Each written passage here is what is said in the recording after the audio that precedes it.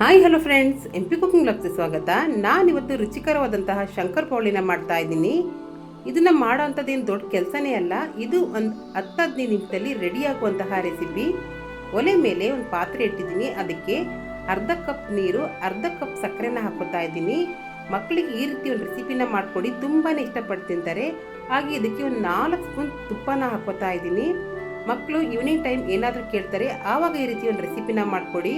ಇದನ್ನೇನು ಮಾಡೋ ಅಂಥದ್ದು ಕಷ್ಟನೇ ಅಲ್ಲ, ಈಸಿಯಾಗಿ ಆಗುವಂತಹ ರೆಸಿಪಿ. ಇವಾಗ ಇದಕ್ಕೆ ಒಂದು 4 ಸ್ಪೂನ್ ತುಪ್ಪನ ಹಾಕ್ಕೊಂಡಿದ್ದೀನಿ. ಈ ರೀತಿ ನೀಟಾಗಿ ಮಿಕ್ಸ್ ಮಾಡ್ಕೋತಾ ಇದ್ದೀನಿ. ನಾನು ಯಾವುದೇ ರೀತಿ ಪಾನಕ ಮಾಡ್ಕೋತಾ ಇಲ್ಲ, ಜಸ್ಟ್ ಈ ರೀತಿ ನೀರನ್ನ ಬಿಸಿ ಮಾಡ್ಕೋತಾ ಇದ್ದೀನಿ. ಈ ರೀತಿ ತುಪ್ಪ ಎಲ್ಲ ಕರಗಬೇಕು, ಹಾಗೆ ಸಕ್ಕರೆನೂ ಕೂಡ ಕರಗಬೇಕು. ಆ ರೀತಿ ನಾನು ಬಿಸಿ ಮಾಡ್ಕೋತಾ ಇದ್ದೀನಿ.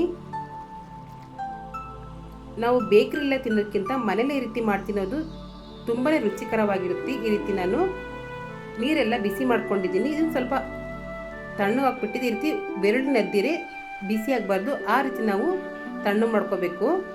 ಇವಾಗ ನಾನು ಅದೇ ಲೋಟದಲ್ಲಿ 1.5 ಕಪ್ ಮೈದಾ ಹಿಟ್ಟು ತಗೊಂಡಿದ್ದೆ. ಸ್ವಲ್ಪನೇ ಉಪ್ಪು ಮಿಕ್ಸ್ ಮಾಡ್ಕೋತಾ ಇದ್ದೀನಿ. ನೀವು ಕೂಡ ಉಪ್ಪನ್ನು ನೋಡ್ಕೊಂಡು ಹಾಕ್ಕೊಳ್ಳಿ. ಈ ರೀತಿ ನೀಟಾಗಿ ಮಿಕ್ಸ್ ಮಾಡ್ಕೋತಾ ಇದ್ದೀನಿ. ಇದಕ್ಕೆ ಸ್ವಲ್ಪನೇ ನೀರನ್ನ ಹಾಕ್ಕೊಂಡು ಈ ರೀತಿ ಮಿಕ್ಸ್ ಮಾಡ್ಕೋತಾ ಇದ್ದೀನಿ. ಜಾಸ್ತಿ ನೀರು ಹಾಕೊಳ್ಳೋಕೆ ಹೋಗಬೇಡಿ, ಸ್ವಲ್ಪನೇ ಹಾಕ್ಕೊಂಡು ಈ ರೀತಿ ನಾನು ನಾದ್ಕೊಂಡಿದ್ದೀನಿ. ಇದನ್ನ ನೀಟಾಗಿ ನಾದ್ಕೋಬೇಕು. ನಾವು ಎಷ್ಟು ಚೆನ್ನಾಗಿ ನಾದ್ಕೋತೀವೋ ಅಷ್ಟು ಚೆನ್ನಾಗಿ ಈ ರೆಸಿಪಿ ಬರುತ್ತೆ. ಇವಾಗ ಇದನ್ನು ಒಂದು 5 ನಿಮಿಷ ಈ ರೀತಿ ಮುಚ್ಚಿಟ್ಟಿರ್ತೀನಿ. ಇವಾಗ ನೀವು ನೋಡ್ಬೋದು, ಈ ರೀತಿ ಮುಚ್ಚಳ ಕೂಡ ತೆಗೆದಿದ್ದೀನಿ. ಇದನ್ನು ಇನ್ನೊಂದ್ಸಲ ನೀಟಾಗಿ ನಾದ್ಕೋತಾ ಇದ್ದೀನಿ.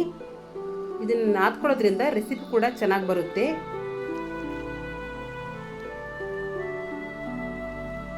ಇವಾಗ ಇದನ್ನ 2 ಭಾಗ ಮಾಡ್ಕೋತಾ ಇದ್ದೀನಿ. ಈ ರೀತಿ ದಪ್ಪದಾಗಿ ಉಂಡೆಗಳನ್ನ ಮಾಡ್ಕೋತಾ ಇದ್ದೀನಿ.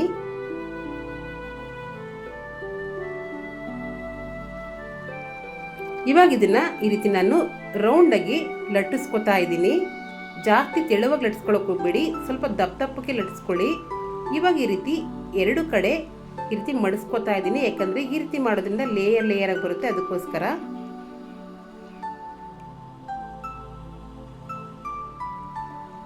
ಇವಾಗ ಇದನ್ನ ಈ ರೀತಿ ದಪ್ಪದಾಗಿ ಸ್ವಲ್ಪ ಲಟ್ಟಿಸ್ಕೋತಾ ಇದ್ದೀನಿ. ನೀವೇ ನೋಡ್ಬೋದು, ಇಷ್ಟು ದಪ್ಪ ನಾನು ಲಟ್ಟಿಸ್ಕೊಂಡಿದ್ದೀನಿ.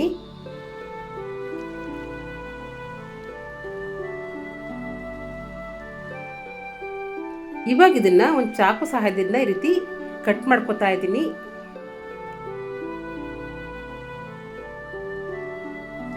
ನಾವು ಬೇಕರಿಲಿ ತಗೊಂಡು ತಿನ್ನೋದಕ್ಕಿಂತ ಮನೇಲೇ ಈ ರೀತಿ ಮಾಡಿ ನೋಡಿ, ತುಂಬಾನೇ ಚೆನ್ನಾಗಿರುತ್ತೆ. ಇವಾಗ ಇದನ್ನ ನನಗೆ ಯಾವ ಶೇಪ್ ಬೇಕೋ ಆ ರೀತಿ ನಾನು ಕಟ್ ಮಾಡ್ಕೋತಾ ಇದ್ದೀನಿ.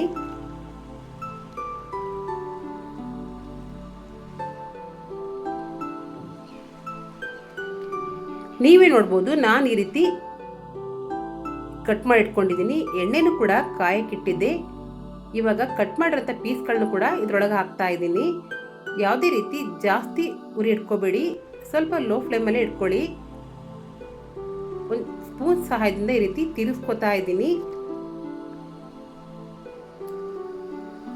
ಈ ರೀತಿ ಕೈ ಆಡಿಸ್ಕೋತಾನೆ ಇರಬೇಕು. ಈ ರೀತಿ ನೀವೇ ನೋಡಿದ್ರಲ್ಲ, ರುಚಿಕರವಾದಂತಹ ಶಂಕರಪೋಳಿ ರೆಡಿ ಆಯಿತು. ಇದು ಈವ್ನಿಂಗ್ ಸ್ನ್ಯಾಕ್ಸಿ, ಮಕ್ಕಳಂತೂ ತುಂಬಾ ಇಷ್ಟವಾದಂತಹ ರೆಸಿಪಿ. ಹಾಗೆ ನಿಮಗೊಂದು ವಿಷಯ ಹೇಳೋಣ ಅಂತ ಅಂದ್ಕೊಂಡಿದ್ದೆ. ನಿನ್ನೆ ನನಗೆ ಒಂದು ಆರ್ಡ್ರ್ ಕೂಡ ಬಂದಿತ್ತು, ಬಾಂಗ್ಡೆ ಮೀನ್ ತವಾ ಫ್ರೈ ಹಾಗೆ ಪ್ರಾನ್ಸ್ ಗೀ ರೋಸ್ಟ್ ಮಾಡಿಕೊಡಿ ಅಂತ. ನಾನು ಕೂಡ ಮಾಡಿಕೊಟ್ಟಿದ್ದೆ. ಅವರು ಕೂಡ ಡೆಲ್ಲಿಯಿಂದ ಬಂದಿರಂತೆ. ಅವರು ಕೂಡ ಈ ರೆಸಿಪಿ ತುಂಬಾ ಇಷ್ಟ ಆಯಿತು. ನನಗೂ ಕೂಡ ಖುಷಿ ಆಯಿತು. ನಾನು ಯೂಟ್ಯೂಬ್ಗೆ ಥ್ಯಾಂಕ್ಸ್ ಹೇಳೋಕ್ಕೆ ಇಷ್ಟಪಡ್ತೀನಿ. ನನ್ನ ರೆಸಿಪಿ ಇಷ್ಟ ಆದರೆ ಪ್ಲೀಸ್ ಲೈಕ್ ಮಾಡಿ, ಸಬ್ಸ್ಕ್ರೈಬ್ ಮಾಡಿ, ಹಾಗೆ ಸಪೋರ್ಟ್ ಮಾಡಿ.